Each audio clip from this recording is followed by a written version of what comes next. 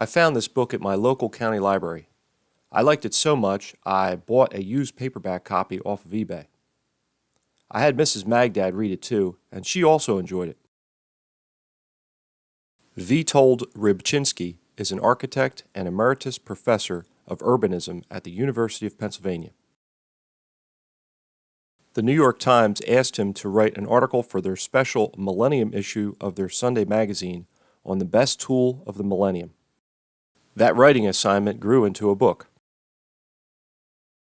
Rybczynski goes through all of the common carpenter's hand tools. The tri-square, plumb bob, chalk line, and level all go way back to ancient Rome and Egypt. The Egyptians were using saws made of copper in 1500 BC. He finds that the plane is also a Roman invention, and the chisels go back to the Bronze Age, 3300 BC to 1200 BC.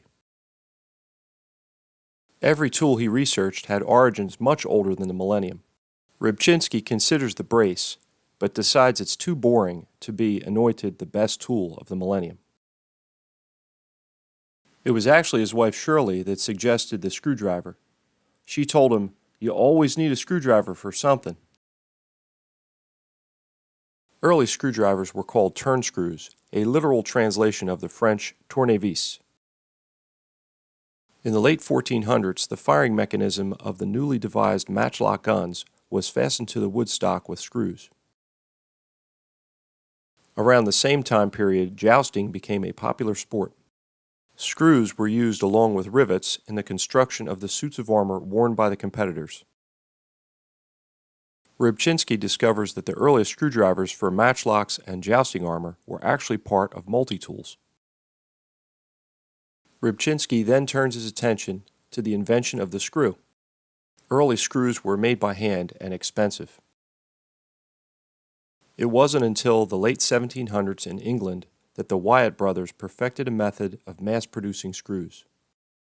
By the mid-1800s, the American Screw Company devised a way to make self-starting pointed screws.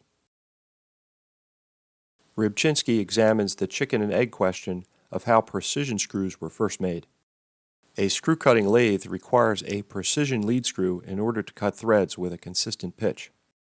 In other words, you need a screw to make a screw. Jesse Ramsden and Henry Maudslay were able to conquer this problem and develop the first precision screw-cutting lathes. It was Maudslay's apprentice, Joseph Whitworth, who proposed the first British national standard for screw threads in 1841.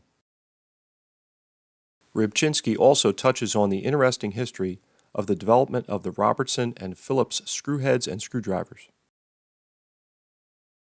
The last chapter of One Good Turn is devoted to Rybczynski's search for the father of the screw.